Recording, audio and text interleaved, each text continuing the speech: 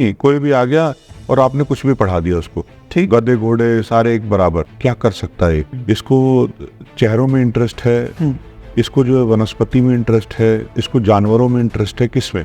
उन्होंने पूछा था ओवर एक्सपोज और अंडर एक्सपोज क्या होता है। मैंने तो फिर हल भी चलाते हुए कह रहे नहीं सर, ट्रैक्टर चलाते हल नहीं चलाते। जब बनियान उतारते हो तो जो हिस्से पे लाइट कम लगी वो तो अंडर रह गया, क्या बात। जहाँ पे लाइट ज्यादा लग गई वो काला हो गया, वो ओवर एक्सपोज है। पहले देखो पात्रता क्या है उसकी, फिर उसको उसके हिसाब से सिखाओ।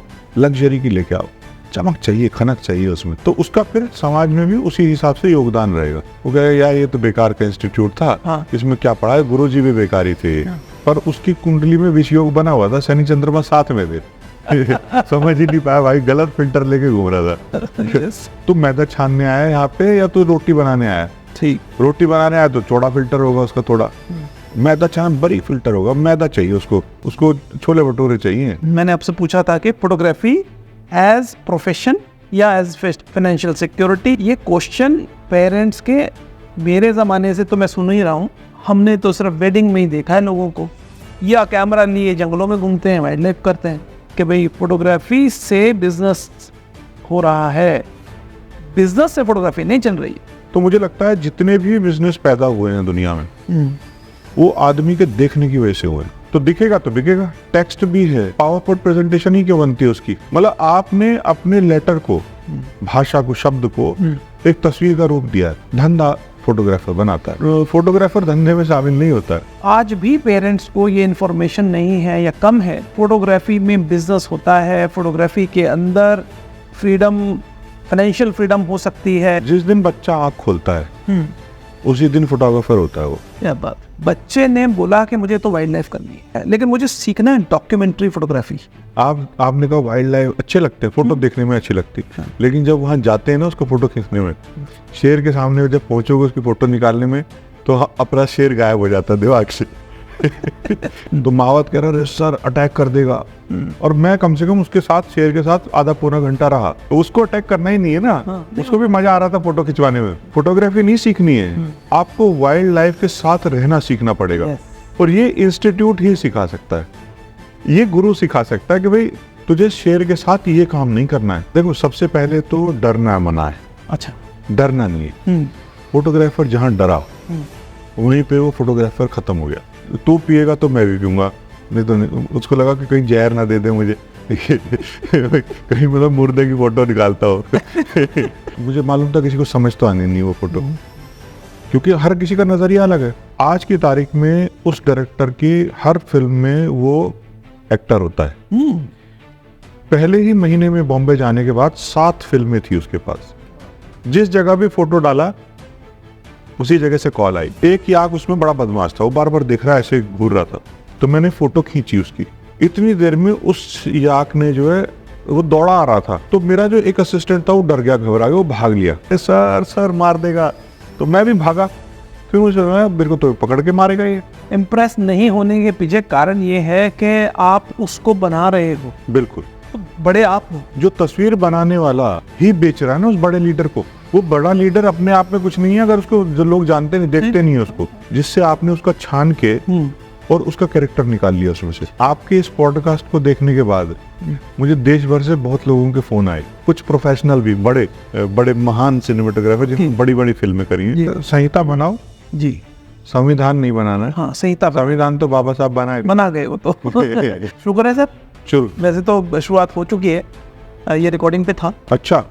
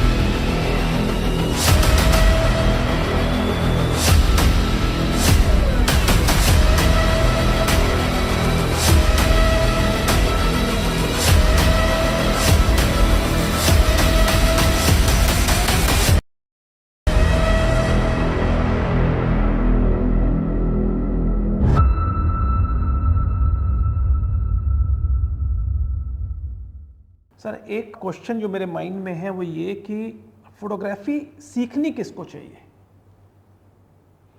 बड़ा सही सवाल है, सुंदर। लगभग हर किसी के दिमाग में ये रहता ही है।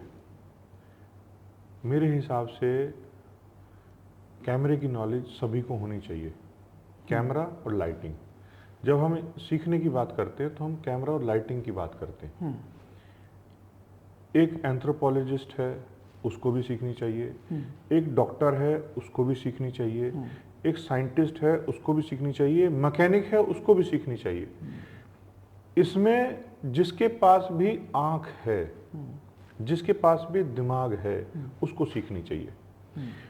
जिसको दुनिया में कोई उद्योग चलाना है, कोई बिजनेस करना है, उसको सीखनी चाहिए।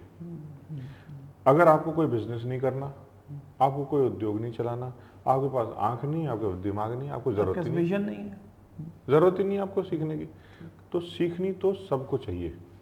अब आप कितनों को सिखा पाते हैं, ये है पॉइंट। तो आपका क्या फिल्टर लगा हुआ है, ये महत्वपूर्ण है उसमें। तो आपके सबको सिखाना चाहते हो, उसका एक अलग कोर्स हो सकता है। आप कुछ लोगों को कुछ खास चीजें सिखाना चाहते हो, उसका एक अलग कोर्स हो सकता है। तो ये आपके ऊपर या इंस्टीट्यूट के ऊपर डिपेंड करता है कि किसको सिखाता है। सीखनी तो सबको चाहिए। परफेक्ट। उसकी पात्रता चेक करो पहले कि क्या पात्रता है भाई, क्या कर सकता है। इसको चेहरों में इंटरेस्ट है, इसको जो है वनस्पति में इंटरेस्ट है, इसको जानवरों में इंटरेस्ट है, किसमें। फिर उनको एक एक को उसी के अकॉर्डिंग जो है बताना शुरू करो। अब जैसे किसान का बच्चा आ गया कोई पढ़ने इंस्टीट्यूट में। अब जब किसान का बच्चा इंस्टीट्यूट में आया पढ़ने, तो आप उसको किसानी के थ्रू पढ़ाना शुरू करो। अब जैसे क्या होता है कि अब किसान को लाइट कैसे समझाओगे। अब मैंने एक बड़ा सुंदर सा एक वो दिया था बच्चों को, एक बार मेरे से पूछ लिया था किसी ने। तो मैंने पूछा तुम कहाँ के रहने वाले हो। उन्होंने पूछा था ओवर एक्सपोज और अंडर एक्सपोज क्या होता है। तो मैं तुम रहने वाले कहाँ के हो। उन्होंने कहा सर सोनीपत का। अच्छा। मैंने कहा तो तुम तो खेती वेती भी होगी। कह रहे हाँ सर है। मैंने कहा तो फिर हल वल भी चलाते हो। कह रहे नहीं सर ट्रैक्टर चलाते, हल नहीं चलाते। मैंने कहा अच्छा, मगर तो कभी बनियान में पहन के हल ट्रैक्टर चलाया है दिन में। तो उसने कहा हाँ सर चलाया खूब, हम तो खूब चलाते हैं।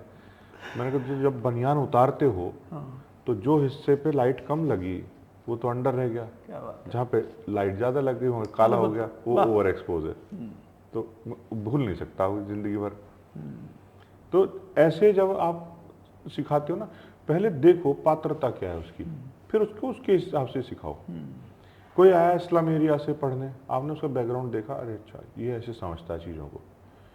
कोई पैसे के हिसाब से आता है तो उसको पैसे के हिसाब से सिखाओगे कि भाई अच्छा गाड़ियों की फोटोग्राफ उतारो, तुम लग्जरी की लेके आओ, चमक चाहिए, खनक चाहिए उसमें, तो वो फिर उसमें मेस्मराइज रहेगा। तो उसका फिर समाज में भी उसी हिसाब से योगदान रहेगा। नहीं तो होगा क्या, आपने पढ़ा दिया कुछ, वो कहेगा यार ये तो बेकार का इंस्टीट्यूट था, इसमें क्या पढ़ा है, गुरुजी भी बेकारी थे। गुरुजी ने चाहे सब दे दिया उसको, पर उसकी कुंडली में विष योग बना हुआ था, शनि चंद्रमा साथ में थे। समझ ही नहीं पाया भाई, गलत फिल्टर लेके घूम रहा था। तो वो बेसिकली स्टूडेंट भी फिल्टर लिए घूम रहे हैं। तो उनके फिल्टर को समझना, ले क्या रहा भाई तू मैदा छानने आया यहाँ पे या तू रोटी बनाने आया। रोटी बनाने आया तो चौड़ा फिल्टर होगा उसका थोड़ा, मैदा छाना बड़ी फिल्टर होगा, मैदा चाहिए उसको छोले भटूरे चाहिए, समोसे बनाने उसको जाके। बहुत बढ़िया। तो अमेजिंग। ये पात्रता जरूरी है पहले तो जब जैसे जैसे जैसे पात्रता मिलती जाए वैसे वैसे लोगों को देते रहो। तो एक इंस्टीट्यूट से आपके पास अलग अलग कंट्रास्ट के अलग अलग पर्सनैलिटी निकलेंगे, वो फिर समाज में योगदान देंगे ना अपना। ठीक। क्योंकि अंत में तो सामाजिक योगदान के लिए तैयार कर रहे हो लोगों को। बिल्कुल। यस। इन्हीं के ऊपर सारे धंधे बनने, फिर जो ये काम करेंगे उसी से धंधे पैदा होंगे, जैसे मैंने बताया आपको। तो ये वाली बात जो आपने बताई, मैंने आपसे पूछा था कि फोटोग्राफी एज प्रोफेशन या एज फाइनेंशियल सिक्योरिटी, ये क्वेश्चन पेरेंट्स के मेरे ज़माने से तो मैं सुन ही रहा हूँ और आज तक बरकरार है। पेरेंट्स को ये जानकारी ही नहीं है कि जो तस्वीर बनाना है या फोटोग्राफी करना है या इस तरह की जो विधा है, इसमें हमने तो सिर्फ वेडिंग में ही देखा है लोगों को, या कैमरा लिए जंगलों में घूमते हैं, वाइल्ड लाइफ करते हैं। तो प्रॉब्लम कहाँ आ रही है, और आ रही है क्या, हमें पॉडकास्टिंग करनी पड़ रही है, हमें पेरेंट्स को 1-on-1 एक जानकारी देनी पड़ती है कि ये एक बहुत बड़ा सब्जेक्ट है, और इसको आपने एक अलग ही कॉन्टेक्स्ट में डिफाइन किया कि भाई फोटोग्राफी से बिजनेस हो रहा है, बिजनेस से फोटोग्राफी नहीं चल रही है। बिल्कुल बिल्कुल सर। देखो मेरे सामने भी ये कई बार सवाल उठा, मैं 99 से पढ़ा रहा हूँ फोटोग्राफी, तो लोगों ने पूछा मेरे से कि भाई सर क्या मतलब इसमें क्या कर सकते हैं आगे जाके। मैं कहा कुछ भी कर सकते हो भाई।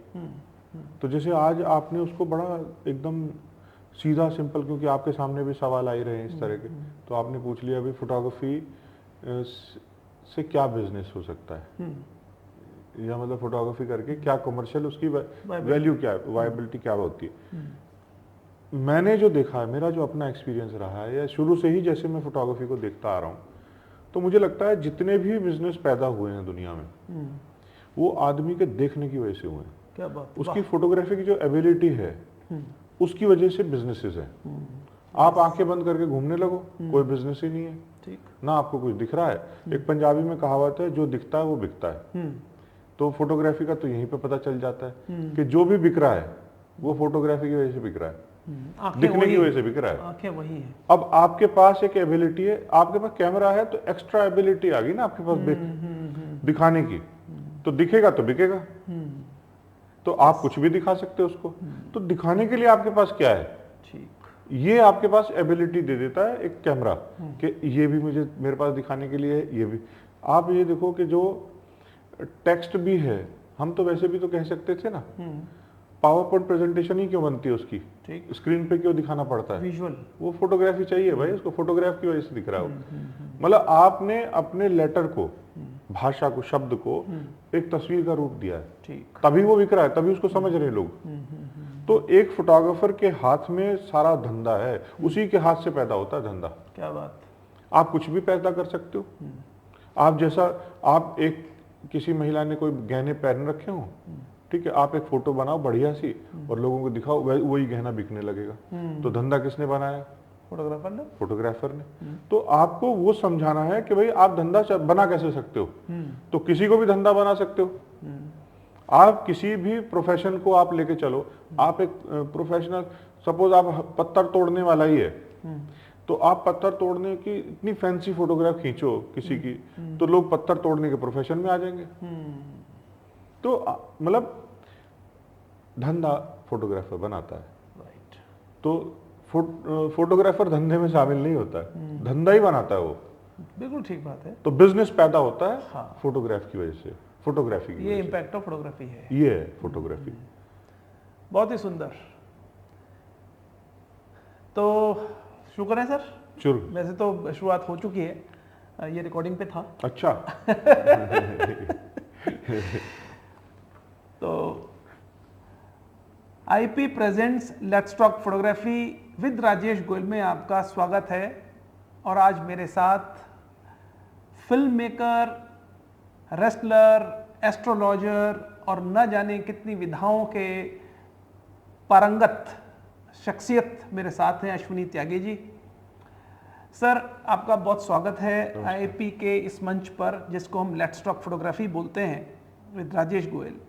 ये मंच हमें इसलिए बनाना पड़ा क्योंकि जो बात हो रही थी फोटोग्राफी, मैं 1986 में एंटर हुआ जब आर्ट कॉलेज में गया, तब मेरे को मेरे फादर को बताना पड़ा कि फोटोग्राफी में होता है काम, क्योंकि वो बड़े गुस्सा हुए थे। और आज तक 2024 चल रहा है, आज भी पेरेंट्स को ये इन्फॉर्मेशन नहीं है या कम है कि फोटोग्राफी में बिजनेस होता है, फोटोग्राफी के अंदर फ्रीडम, फाइनेंशियल फ्रीडम हो सकती है, सिक्योर्ड है लाइफ, काम है, बिजनेस है। आपने इतना लंबा समय बिताया है और कितने बड़े बड़े ब्रांड्स आपने, इनक्रेडिबल इंडिया और अतुल्य भारत, ना जाने क्या क्या आपने किया है फिल्म्स के माध्यम से। आप इसको कैसा देखते हैं? देखो सर, आपने कहा कि आपने 1986 में एंटर किया, बर्थ डेट क्या आपकी? 68। आपने 68 में घुस गए थे उसमें, अच्छा। फोटोग्राफी में। जिस दिन बच्चा आँख खोलता है उसी दिन फोटोग्राफर होता है वो। क्या बात। आप जब कैमरा लेते हो तो एक एक्स्ट्रा टूल आ जाता है आपके पास, जिससे कि आपने जो देखा उसको औरों को दिखा सकते हो। बस इतना फर्क है। क्या बात है, वाह। बाकी फोटोग्राफर तो पैदा होते ही बन जाता हो। अब कोई बहुत गौर से फोटोग्राफ को देख रहे हैं, अब बाकी का जो खेल है वो सारा लाइटिंग की समझ के साथ है। हाँ। तो आप जब लाइटिंग को देखते हो, बार बार चढ़ते उतरते अलग अलग रंग की चीज़ों पे लाइट पड़ती है, तो अलग अलग रंग खिल के उठते हैं। सुबह के टाइम में अलग रंग होता है एक ही तस्वीर, एक ही पौधे में, दोपहर को अलग दिखेगा वो, शाम को अलग दिखेगा। तो जब उसको गौर से देखता है वो फोटोग्राफर जो पैदा हुआ था कैमरा लेके, आंख का, भगवान ने सबके कैमरा लगाया, तो वो अगर उसको गौर से देख रहा है तो अच्छा फोटोग्राफर बन रहा है। कुछ लोग क्या होते हैं, कुछ चीजों को देख लेते हैं, बाकी को इग्नोर कर देते, तो उन बिजनेस में चले जाते हैं। तो बेसिकली जो भी बिजनेस पैदा हुआ है वो उस फोटोग्राफ की वजह से पैदा हुआ है जो आपने अपनी आंख से खींची थी। तो आपके पास जब एक्स्ट्रा इंस्ट्रूमेंट है तो आप उससे जो तस्वीर बनाते हो उसका भी बिजनेस बना सकते हो। तो ये जो कहना कि भाई मैं फोटोग्राफी सीख के क्या करूंगा, तो मुझे जो लगता है आज आपके पास फोन है, क्या ही जरूरत थी इसमें कैमरे की। ठीक बात है, बिल्कुल सही। उनको पता था जाने अनजाने कि बिना दिखे तो कुछ होगा नहीं। वो पंजाबी में कहावत है, जो दिखता है वो बिकता है। तो जब दिखेगा नहीं तो बिकेगा नहीं।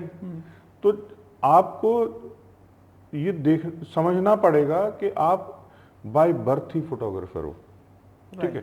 और अगर आपकी एबिलिटी है गहरा देखने की तो आप एक अच्छे बिजनेसमैन भी बन सकते हो, ठीक। और आप और लोगों को उस बिजनेस की समझ दे सको, उसके लिए आप एक फोटोग्राफिक इंस्ट्रूमेंट को सीख सकते हो, उसकी समझ ले सकते हो। तो आप एक फोटोग्राफर भी कह सकते हो अपने आप को इंस्टीट्यूट से पढ़ के, लेकिन वो आपके बिजनेस में सहायक ही होगा। तो आप अगर मान लो किसी कंपनी के सीईओ और आपको फोटोग्राफी नहीं आती है, तो आप अपना विजन कैसे बताओगे किसी को? शब्दों में थोड़ी बता पाओगे। आप समझ डेवलप करनी पड़ेगी आपको। जो आपके पास समझ है उसको इंस्ट्रूमेंट से कोलैबोरेट करना पड़ेगा। जैसे हम करते हैं ना, कोलैबोरेशन करते हैं, उसकी कैमरा के पहले करते थे उसमें मैनुअल में ना, कि लेंस जो है शार्प मतलब वहीं पे करता है, फोकस नहीं करता है, तो उसकी इन्फिनिटी पे जाके चेक करते थे कि खंबा है और उसमें मतलब जब जहां मिली लाइन तो मतलब वहां फोकस्ड है। तो ऐसे ही हमें अपनी थॉट को कैमरे के साथ अलाइन करना, उस इंस्ट्रूमेंट के साथ, और फिर हम बेहतर बिजनेस कर सकते हैं। अगर आप देखो दुनिया में जितने बेहतरीन बिजनेस हैं वो सारे के सारे बेहतरीन फोटोग्राफी की वजह से खड़े हुए हैं। इतना बड़ा सिनेमा इंडस्ट्री है फोटोग्राफी की वजह से। आप साइंस को देखो, विज्ञान को, अगर आप सिर्फ चीजों को लिख दो और किसी को पढ़ा दो तो उसको समझ नहीं आएगी। उसको समझाने के लिए फोटोग्राफिक चीजें चाहिए। तो जितना मेडिकल साइंस है वो डेवलप हुआ फोटोग्राफी की वजह से। पहले कैमरा सिर्फ जो है साइंटिस्टों को मिलता था, डॉक्टरों को मिलता था। आज तो हर किसी के हाथ में, एवरीबॉडी इज फोटोग्राफर। तो आप सबसे जरूरी चीज क्या है कि आपको ये देखना है कि आपको जो समझ है क्या मैं औरों को समझा सकता हूं, ठीक, और मुझे उसको समझाने के लिए क्या एबिलिटी चाहिए। उसके लिए एबिलिटी चाहिए, मुझे अच्छा फोटोग्राफर होना है। तो फोटोग्राफी की ये अहमियत है किसी की भी लाइफ में। हर किसी के पास कैमरा है आज भगवान की दया से, फोन के अंदर ही, लेकिन यूज करना नहीं आता उसका। उसके सेल्फी बना देता है ऐसे करके तो मतलब जो है उसमें दिक्कत है। तो इसलिए जो है ये वाली सेल्फी की जगह हम कुछ और जो उसके दिमाग में है, अब सबके दिमाग में यही रह गया अब कि कैमरा देखा ऐसे बनाएगा मुंह को। अरे यार इसके लिए नहीं है बाबा, ये भी कर सकते हो इससे, इसके लिए नहीं है। नाक सांस लेने के लिए लोग उसमें उंगली करते रहते हैं, कान में उंगली करते रहे वो सुनने के लिए बाबा। तो ऐसे ही जो है मतलब कैमरा भी जिस काम के लिए, वो बिजनेस को समझने के लिए, बिजनेस की समझ के लिए, आपने क्या देखा, क्या समझाना है दूसरे को, उसके लिए कैमरा है। ठीक। आपके पास जब कैमरा है तो आपकी रिस्पॉन्सिबिलिटी है, आपने जो देखा और आप समझाना चाहते हो, तुरंत इसकी क्लिक करते हो। लोग करते हैं, करते हैं, डॉक्यूमेंट करते हैं, डॉक्यूमेंट करते हैं। डॉक्यूमेंटाइज करो, और जो आपको दिखता है कि जो समाज के लाभ के लिए है उसको आगे बढ़ाओ, जो समाज के लाभ के लिए नहीं है लोगों को बताओ कि भैया ये चीजें समाज के लाभ के लिए नहीं है। नहीं है। अब मुझे आपसे एक और दूसरी बात ये पूछनी है, ये तो था स्कोप ऑफ फोटोग्राफी, दूसरा है आपने बताया इम्पैक्ट ऑफ फोटोग्राफी, कि भाई एक बिजनेस फोटोग्राफी की वजह से है, ना कि फोटोग्राफी उसकी वजह से है। अभी जब हम स्टूडेंट के साथ में एंगेज होते हैं, स्टूडेंट्स के अपने अपने थॉट प्रोसेसेस हैं, अपनी लाइकिंग्स और डिसलाइकिंग्स हैं, उनके अपने ट्रेट्स हैं, अपनी पर्सनैलिटी होती है, जहाँ वो बोलते हैं कि मुझे तो वाइल्ड लाइफ फोटोग्राफर बनना है, या मुझे ट्रैवल फोटोग्राफर बनना है, मुझे किसी फैशन जैसे डोमेन में एंटर करना है, तो ये उसके नेचुरल इंस्टिंक्ट्स हैं। इन इंस्टिंक्ट्स को समझते हुए इंस्टीट्यूशन की रिस्पॉन्सिबिलिटी क्या हुई? देखो सर, इंस्टीट्यूट तो जो सर है सो है। इंस्टीट्यूट की जिम्मेदारी है उस्तादों को सिलेक्ट करना, ठीक, कि कौन से उस्ताद हैं जो पढ़ाएंगे।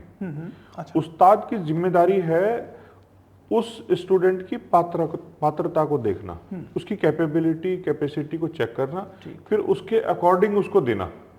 अब जैसे आपने कहा कि वाइल्ड लाइफ फोटोग्राफी है, कुछ लोग वाइल्ड लाइफ फोटोग्राफर बनते हैं जी। लेकिन अगर मैं उनको फैशन समझा दूं तो उनके लिए बेकार है। वो कहेंगे गुरुजी भी बेकार और इंस्टीट्यूट भी बेकार, मतलब मेरे पैसे बर्बाद हो गए। उसको पसंद है, आप 100 चीजें रखो ना।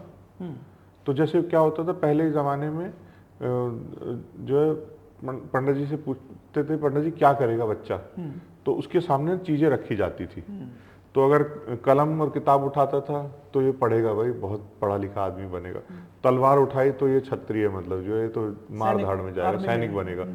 तो ऐसे करके तो एक इंस्टीट्यूट भी ऐसा कुछ कर सकता है कि एग्जीबिशन लगाए और लोगों को कहे कौन कौन से फोटोग्राफ अच्छे लगे आपको, तो वहां से आप उसमें से कैटेगरी छांट सकते हो।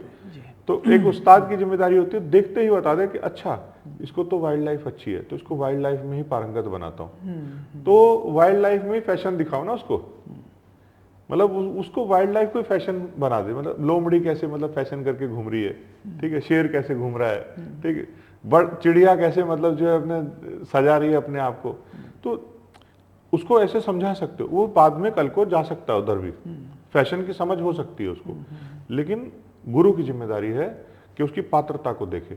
ऐसे ही कोई फेसेस की तरफ अट्रैक्ट होता है, कोई फीमेल फेसेस की तरफ अट्रैक्ट होगा, कोई मेल फेसेस की तरफ अट्रैक्ट होगा, वो बता देंगे उसमें कि मुझे ये पसंद आया है इसमें। तो उसकी कैटेगरी लगाओ अलग अलग तरह की रैंडम, और उसमें फिर लोगों उनसे पूछो, बच्चों से। सबसे पहले तो काम यही करो, ठीक, कि पहले उनको चेक करो कि भैया चाहिए क्या, इसको क्या दिखता है। तो जो दिखता है यानी उसी को बेचने के लिए आया है जमाने में, ठीक है, तो उसको वही उसी की समझ दे दो। यस, दैट्स अमेजिंग, बहुत बढ़िया। तो एक और जो नेक्स्ट क्वेश्चन जो बड़ा ऑब्वियस है वो ये है कि हम लोग जिस तरह की परंपरा, जिस तरह के माहौल में हैं, हमारा अपना एक कल्चर है, हमारी अपनी संस्कृति है, संस्कार हैं। हम लोग कोशिश ये करते हैं आईपी में कि हमारे स्टूडेंट्स अपने कल्चर पर तो जरूर काम करें, जिस बैकग्राउंड से आते हैं, क्योंकि डिफरेंट स्टेट से बच्चे आते हैं। एक ही क्लास में शायद ही एक स्टेट के दो बच्चे हों, वरना लगभग कोई साउथ से, ईस्ट से, नॉर्थ से, सेंटर से, कहीं से, दिल्ली, मुंबई, बल्कि मैं तो कहता हूँ नोएडा और दिल्ली के बच्चे कम होते हैं और डिफरेंट स्टेट्स के बच्चे ज़्यादा होते हैं हमारे यहाँ। तो कल्चर को प्रिजर्व करना, कल्चर को डॉक्यूमेंट करना, हमारे अपने जो पिछले कुछ एक सालों में जो कल्चर के ऊपर भी, हिस्ट्री के ऊपर भी बातें आई हैं, उसको देखते हुए फोटोग्राफी को कैसे यूज़ किया जा सकता है? देखो, जैसे कि हमने पहले भी अभी बात कर ही रहे थे हम इस बारे में जी, कि सबसे पहली चीज़ क्या है, क्या करता है फोटोग्राफर या आदमी ही, इंसान की बात कर लो, जानवर भी उसमें है, उनको बस कैमरा नहीं चला सकते। फोटोग्राफर तो वो है ही। एक फोटोग्राफर की जिम्मेदारी ये होती है कि जो मैंने देखा वो मैं लोगों को वैसा का वैसा ही दिखा सकूं जैसा मैंने देखा उसको, ठीक। तो जो कल्चरल चीजें हैं या कुछ भी है XYZ, अब उसमें हर्ब्स हैं हमारे पास, उसमें हमारे पास शादियां हैं, उसमें हमारे पास गहने हैं, अलग अलग फेसेस हैं, एंथ्रोपोलॉजिकल डेटा है, जियोलॉजिकल डेटा है, आपका कल्चरल डेटा, जितना भी मतलब फूड का डेटा है, ये सब वो डॉक्यूमेंटाइज कर सकता है। एक इंस्टीट्यूट उसको सिखा सकता है, उसके तरीके को रिफाइन कर सकता है, कैसे टेक्सचर कैसे उभारोगे किसी चीज का, किस डायरेक्शन से लाइट डालोगे तो टेक्सचर निकल के आएगा,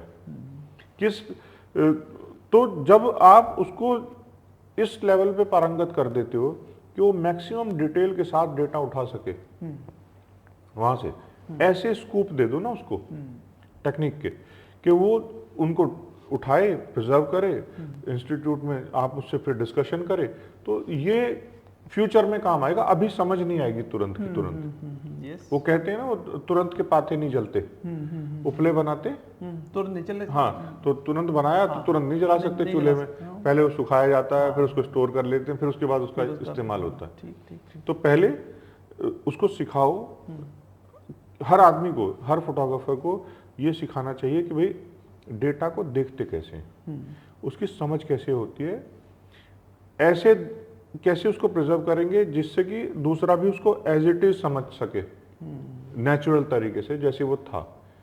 अब एक आपने फोटोग्राफी में है ही एक टर्म कि सुबह की जो टाइमिंग वाला लाइट का है ना, कि इतने बजे से इतने बजे तक फोटोग्राफी की लाइट है, इतने बजे से इतने बजे तक, उसका मतलब क्या है? उस वक्त सरफेस से उस लेवल पे डिटेल उठ के आती है। अगर आप उस एंगल पे लाइट डालते हो तो आप उसके हर उसको छू सकते हो सरफेस को ना, यही मतलब है उसका।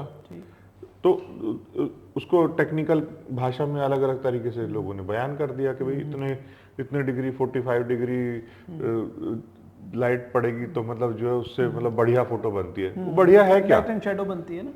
वो बढ़िया फोटोग्राफ क्या है? बढ़िया फोटोग्राफ ये है कि भाई उसका मैक्सिमम डेटा आप जो है उठा सकते हो, उसका उठा सकते हो क्लैरिटी के साथ आता है। तो जब तो कल्चरल उसके अंदर हमें यही करना है कि हम एंथ्रोपोलॉजिकल डेटा उठाएं, हम फूड का डेटा उठाएं, हम जो जियोलॉजिकल डेटा उठाएं, सब ये डेटा उठा उठा के प्रिजर्व करो। आज हमारे पास है, सस्ता है, डिजिटल टेक्नोलॉजी है, सबके पास कैमरे हैं, उठाओ। आप फोन से भी फोटो खींच सकते हो, बस एक लाइट लेके चलना पड़ेगा फिर आपको साथ में। तो उस लाइट को सीधी फोन से नहीं मार सकते, वो तो स्कैन, एक तरह से स्कैन कर लिया आपने। लेकिन है क्या वो एक्चुअली नहीं पता चलता ना, तो उसके लिए लाइट डालनी पड़ेगी आपको। 45 डिग्री से यहाँ लगाया, 45 डिग्री कट्टे से लाइट खींची, आपको उसकी डिटेल निकल के आएगी। तो ऐसे करके उसको ये किया जा सकता है इसमें। ठीक। अच्छा, एक मेरे को आपने लास्ट टाइम जब आप आए थे तो आपने स्टूडेंट्स को एक बहुत ही बेहतर और राइट पर्सपेक्टिव दिया था कि आपका अपना एक पर्सपेक्टिव होना चाहिए। इस पर भी थोड़ा ज्ञान। देखो, बड़ा सिंपल है उसमें जी। हर आदमी का अपना पर्सपेक्टिव होता ही है जी। पर्सपेक्टिव के साथ कई सारी चीजें जुड़ी रहती हैं। सबसे पहली तो चीज जुड़ी रहती है मेरी नीड। आप एक नौकरी को भी किस पर्सपेक्टिव से देख रहे हो, आप एजुकेशन को किस पर्सपेक्टिव से देख रहे हो। कुछ पर्सपेक्टिव समाज के उठाते हैं कि इस नजरिए से देख रहे हो, ये फैशन चल रहा है जी, ऐसी पैंट पहने, ऐसी शर्ट पहने, ये एक पर्सपेक्टिव है। तो उस पर्सपेक्टिव पर ढल के आप भी वैसे से दिखने लगते हो। कुछ लोग होते हैं अपना पर्सपेक्टिव बनाते हैं।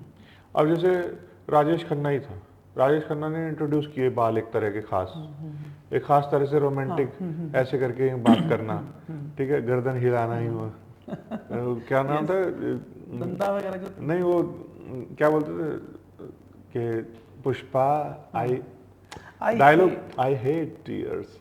तो मतलब जो आप, वो पर्सपेक्टिव है ना उसका, वो रोमांस को उस नजरिए से देख रहा है, ठीक है। तो आप अपना नजरिया बेचते हो किसी को भी, या जो दुनिया में नजरिया चल रहा होता है वो देख, फोटोग्राफ खींच, ऐसे ही फोटोग्राफ खींचते हैं, यही बिकते हैं स्टॉक एजेंसीज में। अरे तुम नया दे दो ना भाई, तुम्हें जो दिखाई दे रहा तुम वो देना शुरू कर दो। जब वो अच्छा लगेगा लोगों को, क्योंकि आपके नजरिए की भी जरूरत है लोगों को। दुनिया में एक ही नजरिया नहीं बिकता, नजरिया बदलता रहता है। जगह बदली, नजरिया बदल गया। यहाँ पानी की कोई औकात नहीं, जहाँ नदी बह रही है राजस्थान में चले जाओ, रेगिस्तान में, वहाँ पानी की औकात होती है, नज़रिया बदल गया, वहाँ पानी को प्रिजर्व करेगा, अगर उसको मतलब गड्ढे में भी पानी मिलेगा उसको भी पिएगा, और यहाँ मतलब बेहतर भी होगा उसको चेक करेगा पहले कि मतलब इसमें कुछ कीड़ा मकोड़ा तो नहीं है, वहाँ नहीं देखेगा, पर्सपेक्टिव बदल गया। तो ऐसे ही एक फोटोग्राफर को अलग अलग नज़रिए भी देखने आने चाहिए कि इस नज़रिए से देखूं तो कैसा लगेगा यही डेटा या यही चीज़, और दूसरे नज़रिए से देखूं तो कैसा लगेगा। वो बिना कैमरे के भी अपने नज़रिए सेट कर सकता है। एक लाइट चाहिए, या अगर टाइम में निकलता है, बाहर निकलता है आउटडोर, तो वो अलग अलग टाइम पीरियड में देखेगा सनराइज में कैसा दिखाई दे रहा है, 1 घंटे बाद कैसा दिखता है, मतलब रात को कैसा दिखता है वातावरण, तो उसको वो नज़रिए सेट कर रहा है बेसिकली ना। अब जो नज़रिए पसंद आए तो उसने कहीं कविता सुनी, वो नज़रिया सुना और उसने वो फोटो बनाया। लोग फिल्म बनाते हैं, तो वो फिल्म कैसे बनाते हैं, अच्छा ये लिखा हुआ है तो उसमें ऐसा विजुअल होना चाहिए, तो उसको क्रिएट करते हैं, वो नज़रिया है। नज़रिया अकॉर्डिंग टू टेक्स्ट या अकॉर्डिंग टू नीड, ठीक है ना, कहना क्या चाहते हो भाई उसको दिखा सकता है वो। तो फोटोग्राफर की जिम्मेदारी है कि नज़रियों की समझ पैदा करना अपने अंदर। सर अपने पर्सपेक्टिव को जो के ऊपर जो क्लैरिटी लाई है उसी में मैं ऐड करते हुए एक बात और पूछना चाहता हूँ कि क्योंकि पर्सपेक्टिव डेवलप करना है तो एक एकेडमी की भी ज़रूरत पड़ेगी, एक इंस्टीट्यूशन की, एक गुरु की ज़रूरत पड़ती है, वर्सेस हम ऐसा भी सुनते हैं, ऐसा फोर्स्ड कंटेंट देखने को मिल रहा है जो लाखों लोग देखते हैं, जिसमें ये कहा जाता है कि इंस्टीट्यूशन की या 1 साल 3 साल की जो स्टडीज़ हैं इसकी ज़रूरत नहीं, किसी को असिस्ट कर लो। तो आपको क्या लगता है कि किस कॉन्टेक्स्ट में ये बात की जा रही है और क्यों ये इतना पॉपुलर हो जाती हैं? और इंस्टीट्यूशन, जैसे मैंने भी आर्ट कॉलेज से पढ़ाई करी है और जो एस्थेटिक्स को हमने समझा, टेक्निकलिटीज़ को हमने समझा, सब्जेक्ट को समझा, जो गहराई 5 साल की डिग्री में आई, तो वो उसकी वजह से शायद ये इंस्टीट्यूशन खड़ा हुआ, इसकी वजह से शायद एडवर्टाइजिंग कंपनी खड़ी हुई। Whereas the other on the other hand somebody is saying कि इंस्टीट्यूशन की ज़रूरत नहीं। देखो इसमें क्या है कि ये बड़ा कंट्रोवर्शियल वो है आजकल ना, इंस्टीट्यूट की ज़रूरत है कि नहीं है। एक ज़माना था परिवार ही इंस्टीट्यूट होता था, लुहार का बेटा लुहार बेहतरीन लुहार बन सकता था, ब्राह्मण का बेटा ब्राह्मण वो बेहतरीन ब्राह्मण बन सकता था, अच्छा शिक्षाविद बन सकता था। एक समय ये आया कि हमारे एजुकेशन सिस्टम ने ये बनाया कि भाई अच्छा जो बाप कर रहा है उसको करना ही नहीं है, मुझे तो कुछ और करना है, ठीक है। तो वो फिर अब कहाँ से करे, तो किसी के पास जाना पड़ेगा, जैसे आपने कहा, या तो असिस्ट करेगा किसी को जाके। तो अगर आपने असिस्ट किया एक फैशन फोटोग्राफर को, तो आप सिर्फ फैशन फोटोग्राफी की समझ पैदा होगी आप में। आपने प्रोडक्ट फोटोग्राफर को असिस्ट किया तो प्रोडक्ट फोटोग्राफी की ही समझ पैदा होगी। लेकिन जब आप एक इंस्टीट्यूट में जाते हो तो आप में समझ पैदा होती है। समझ पैदा होना और एक पर्टिकुलर समझ पैदा होना, इतना ही डिफरेंस है बस दोनों में। बहुत बढ़िया। मतलब आप सोचो कि नदी समुद्र बह रहा है आपके सामने और आप उसमें से एक कप निकाल के ले आए बस, बिना इंस्टीट्यूट के ऐसे हो। और जब इंस्टीट्यूट में जाते हो तो वहाँ तो नदी बह रही है, तो वहाँ आपके प्रोडक्ट की भी समझ होगी, वहाँ आपको फैशन की भी होगी, वहाँ आपको वाइल्ड लाइफ भी मिलेगा, सभी कुछ आपके पास खुला ऑप्शन है। आप फोटो खींच के ला सकते हो ना वाइल्ड लाइफ की, आप अपने उस्ताद से पूछ सकते हो, गुरु से पूछ सकते हो कि जी गुरु जी ये लाया हूँ निकाल के, अरे तुमने इसको ऐसे खींचना था यहाँ से। उस गुरु को उस पर्सपेक्टिव की समझ है। आप ले आए फेसेस खींच के, अरे तुमको इस तरह से लेना, यहाँ से लाइट आनी चाहिए थी, या इसको इस एंगल से, अरे तुम अगेंस्ट द लाइट ले आए इसको।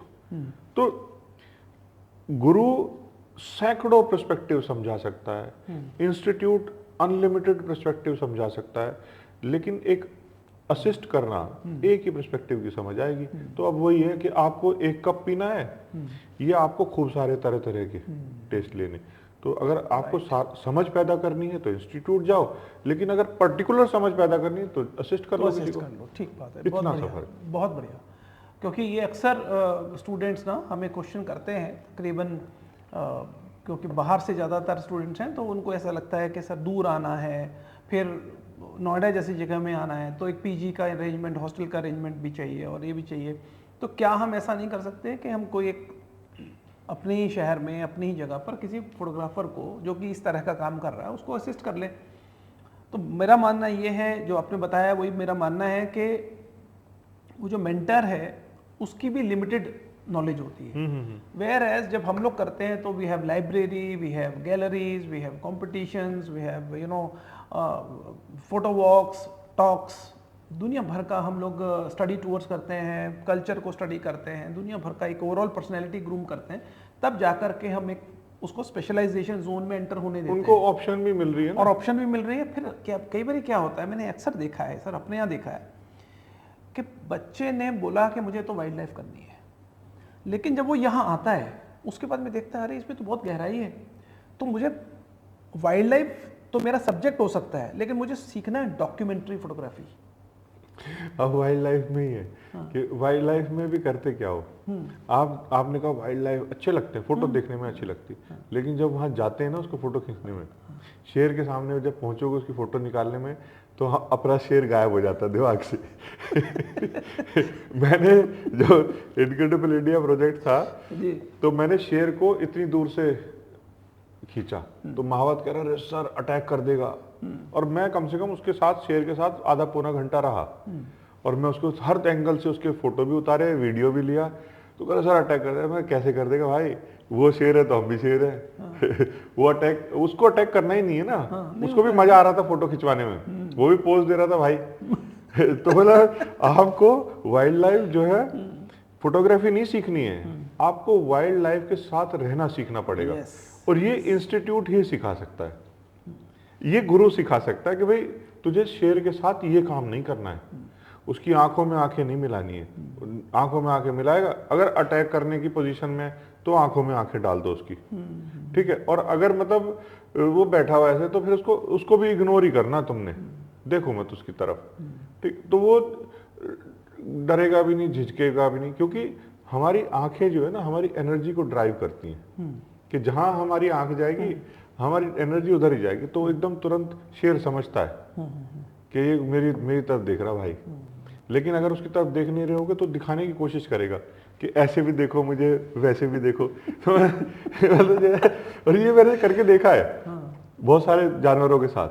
तो मतलब उनको ना देखो तो तरह तरह से दिखाते थे एक्टिंग करके। आदमी भी ऐसी करता है कि कहीं आप फैशन में चले, फैशन की आप अपने मॉडल से आंखें मत मिलाओ, तो आप देखो तरह तरह के पोज बना के देगी आपको, लेकिन जहां आपने आंखें मिलाई वो कॉन्शियस हो जाती है।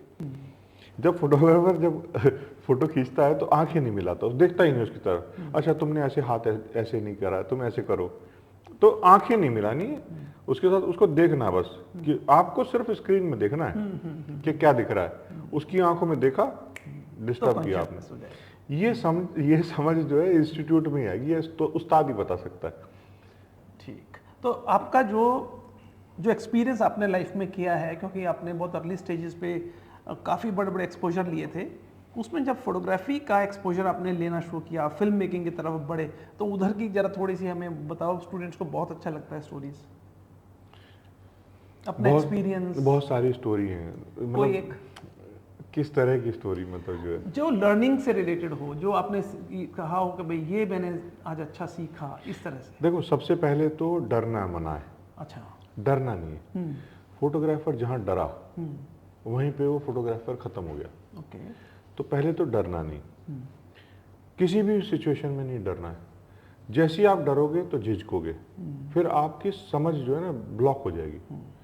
तो सपोज आप मतलब फैशन ही कर रहे हो, तो फैशन में आपको इम्प्रेस नहीं होना उससे, मॉडल से ना, आपने देखना इसमें क्वालिटी क्या है, उसमें क्या चीज़ है ऐसी जो स्पेशल है। एक बार हम तवांग से आगे है चाइना बॉर्डर पे, तो वहाँ पे वो याक नहीं होते, तो हम लोग इनक्रेडिबल इंडिया का शूट कर रहे थे। तो वहाँ जो है याक खूब सारे घूम रहे थे, जंगली याक थे, तो ITBP के पर खुले छोड़ रखे थे उन्होंने।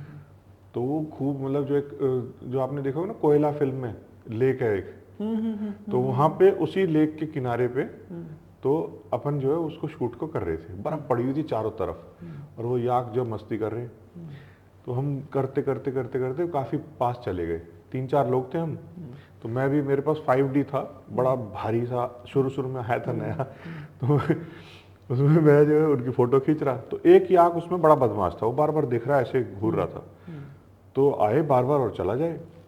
तो एक जगह जो है, तो 2 असिस्टेंट थे साथ में मेरे, तो मैंने फोटो खींची उसकी। फोटो खींची तो ऊपर उठता है मिरर, तो विजन बंद हो जाता है। इतनी देर में उस याक ने जो है वो दौड़ा आ रहा था, तो मेरा जो एक असिस्टेंट था वो डर गया, घबरा गया, वो भाग लिया। तो जब तक मैंने फोटो जो है क्लिक हुई तो वो याक तो बिल्कुल पास आ चुका था मेरे। तो वो जो है वो तो सारे दोनों भाग गए और वो पीछे से चिल्ला रहे, सर सर मार देगा। तो मैं भी भागा, फिर मुझे लगा मेरे को तो पकड़ के मारेगा ये, थोड़ी दूर, कितनी दूर भागने देगा याक। तो मैं पलटा उसकी तरफ, मैं तेरी ठहर पड़े, और मैं उसकी तरफ भागा याक उल्टा वापस। तो अगर मैं डर जाता तो मुझे रगड़ देता वो। तो फोटोग्राफर को डरना नहीं है। अगर आप डर गए, इंप्रेस हो गए आप किसी से, तो खत्म हो गए। अब हो सकता है आप बड़े लीडर की फोटो उतार रहे हो, अगर आप उस लीडर से इंप्रेस हो गए तो खत्म हो आप। तो फोटोग्राफर किसी से इंप्रेस नहीं होता। क्या बात है, वाह। इंप्रेस हो गए, खत्म हो गए। बहुत सुंदर। इम्प्रेस नहीं होने के पीछे कारण ये है कि आप उसको बना रहे हो। बिल्कुल। तो बड़े आप हो, नहीं, छोटा बड़ा नहीं है। बड़ा इन द सेंस कि आप उनके हमने जैसे हम बोलते हैं तस्वीर के पीछे कौन है, तो देखो, बनाने वाला अलग होता है। अभी मैं बताता हूँ इसमें, जहां से हमने शुरू करी थी बात, यहीं पे है। धंधा जो है तस्वीर से पैदा होता है। हाँ, क्या बिकेगा ये तस्वीर डिसाइड करेगी। जो तस्वीर बनाने वाला ही बेच रहा है ना उस बड़े लीडर को, ठीक। वो बड़ा लीडर अपने आप में कुछ नहीं है अगर उसको जो लोग जानते नहीं, देखते नहीं है उसको। तुम दिखा रहे हो यार उसको। तो आप मतलब जो महत्वपूर्ण हो उसमें, बड़े नहीं हो, महत्वपूर्ण हो। आपने उसमें से वो क्वालिटी निकाली, आपके पास वो गेज, वो फिल्टर है जिससे आपने उसका छान के और उसका कैरेक्टर निकाल लिया उसमें से। ठीक, ये है। बहुत सुंदर, अद्भुत। तो आज हमारे साथ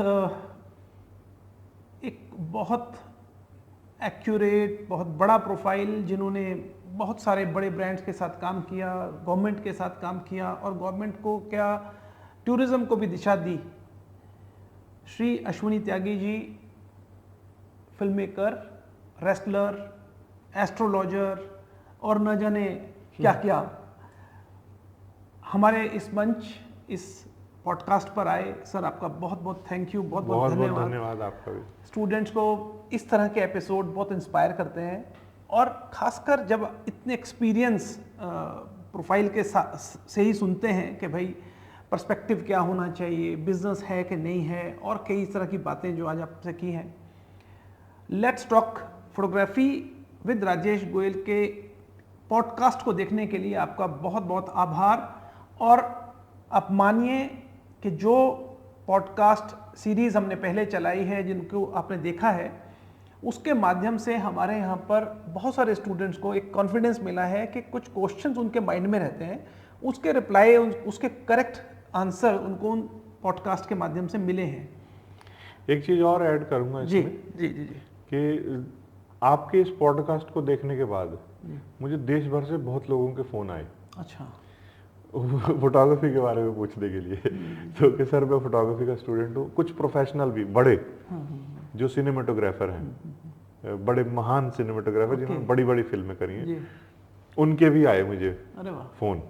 पता नहीं कहाँ कहाँ से ढूंढ के निकाले उन्होंने। हम लोग थोड़ा इसकी वो पब्लिसिटी भी कर रहे हैं। हाँ, ना, तो वो जो है उन्होंने मुझे बताया कि सर हमने वहाँ देखा और मेरे को ये समझना है। तो मैंने घंटों घंटों बातें करी हैं लोगों से ऐसे।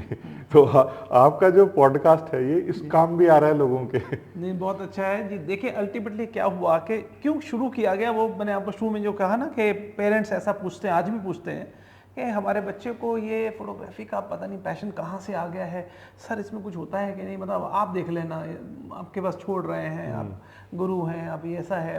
तो हमारा क्या, हमने एडवर्टाइजिंग की है, ब्रांडिंग की है, फोटोग्राफी में हम लोग काफ़ी लंबे समय में से गुजरे हैं। तो हमें मालूम है कि एक एडवर्टाइजिंग कंपनी के पास कई कई फोटोग्राफर, कई कई स्पेशलिस्ट उनके साथ काम करते हैं।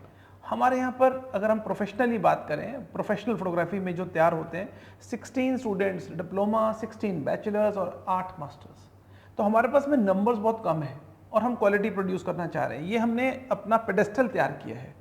अब इसके बाद जैसे आपसे चर्चा हो रही थी, हम कल्चर पर जाना चाहते हैं, उसको डॉक्यूमेंटेशन वगैरह वगैरह उस तरफ बढ़ना चाहते हैं।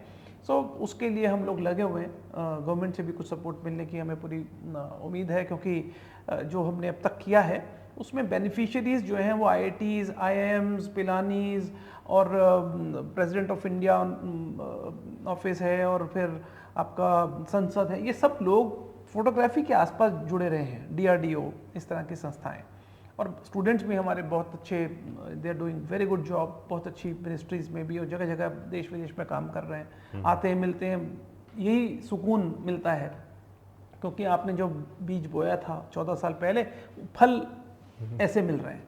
सो क्वाइट सेटिस्फैक्ट्री रिजल्ट है, और यही हम चाहते हैं कि इन पॉडकास्ट वगैरह के माध्यम से भी हम कम से कम करेक्ट इन्फॉर्मेशन तो दें, सही। फोर्स्ड इन्फॉर्मेशन नहीं देनी है जो कि किसी एक स्टूडेंट के करियर को खराब कर दे, उसको गलत इन्फॉर्मेशन चली जाए कि जी कोई ज़रूरत नहीं है, खुद ही शुरू हो जाओ। नहीं, सही है, आपका संहिता बनाओ जी, संविधान नहीं बनाना है। हाँ, संहिता संविधान तो बाबा साहब बना गए वो तो उसको तो इन्वेंट करने का कोई ना तो ऑब्जेक्टिव है, नहीं होना चाहिए, फॉलो करना चाहिए। हाँ, और जो सर ने कहा संहिता बनानी चाहिए, ये आने वालों को बहुत लंबे समय तक फ़ायदा देगी। ये जो डॉक्यूमेंट हम कर रहे हैं पॉडकास्ट को भी, ये भी एक once for all kind of situation है।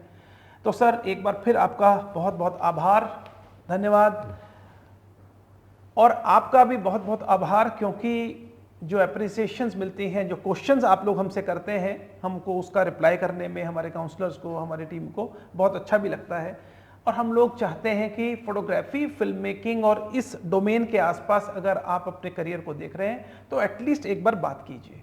आज के लिए इतना ही, फिर मिलेंगे अगले एपिसोड में एक नई शख्सियत, बड़ी शख्सियत के साथ। Thank you so much.